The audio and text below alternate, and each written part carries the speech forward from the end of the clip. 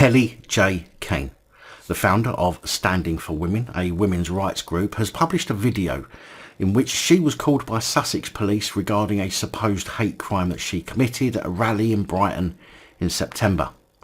The allegation appears to have come from a bitter trans person or pro-trans person, part of a group of pro-trans activists. Sussex Police threatened Kellie with potential arrest over the offence, which was cited to have been use of words or behaviour to stir up hatred on the grounds of sexual orientation. Of course, they asked her to come in for a voluntary interview, meaning they have little to no evidence and want to try and get her to incriminate herself. But as always, failure to attend a voluntary interview could lead to arrest, which is a threat, which means it's not actually voluntary. At the rally in September, 2 masked pro-trans activists were arrested after clashing with the attendees of the women's rights rally. Kellie had also had the same police force investigate messages that were sent to her before the rally, including messages claiming that Kellie was a TERF or trans exclusionary radical feminist, another made-up word to help cause trouble, and messages urging people to fight Kellie by any means necessary. Kellie published a phone call on the evening of the 21st of November, calling the threat and claims a most pernicious war on women. She has vowed not to attend the interview, which I would suggest, so I'm expecting a video soon of the police going to arrest her. At the clash of the women's rights activists and the pro-trans activists, police had to create a line between each group to separate them, with many of the pro-trans activists wearing face coverings, just like Antifa do. Which is odd, right? I mean, surely they're proud of what they do. Why wouldn't they want their face to be seen?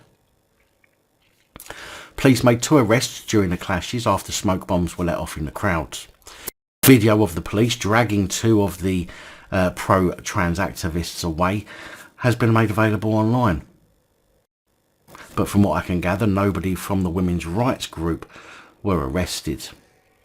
Now, this is the video of that phone call. Hello? Hello, is that Kellie? It is.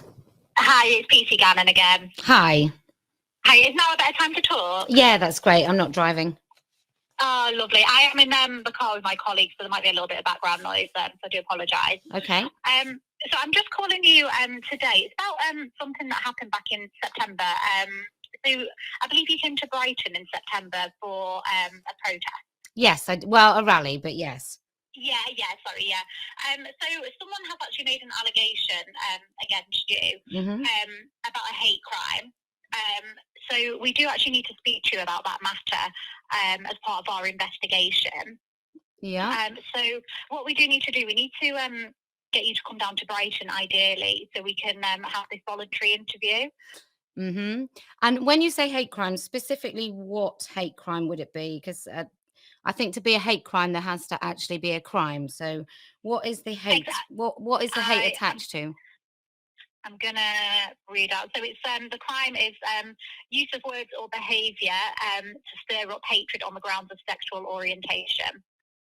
So basically, it's going to be a voluntary interview. So it's the story as well. So, you know, we're not putting anything against you. You can bring a solicitor with you if you'd like. It's just so we can bottom out your side of what's gone on, and we can discuss what allegations have been made against you as well. And then we can then, you know, look into it a bit further to see whether a crime has actually occurred. Okay. And before you invite me in, have you looked at the evidence to see if there's any merit to it? We have, yeah, which is why we're inviting you in. Just to hear your side of things. Okay, and you said it's voluntary. So what does voluntary mean in this instance? So essentially, we're asking you to come down to Brighton. So it's going to be an interview where essentially it's a little bit more relaxed. You can, you know, at any point you can end the interview if you'd like. You can bring the solicitor with you. But if you don't attend, then we will potentially be looking at. Are you in Wiltshire at the moment? I am, yes. Then potentially we'll be looking at getting Wiltshire Police to come and arrest you so they can come and interview you themselves. Okay, and you're sure that it's a hate crime based on sexual orientation? That's what we're looking at the moment, yeah.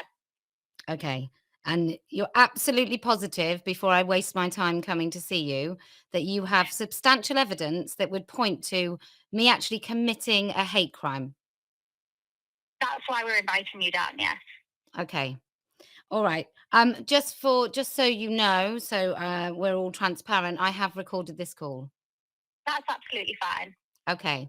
I will get in touch with the solicitor, and then we will either get in touch with you or we won't. Okay, all right. Do you want me to text you my details? Yeah, that'd be great. And then you can either pass them on to your solicitor if you'd like, or you can get in touch with me yourself. It's up to Yeah, you. sure. Do you know what I do?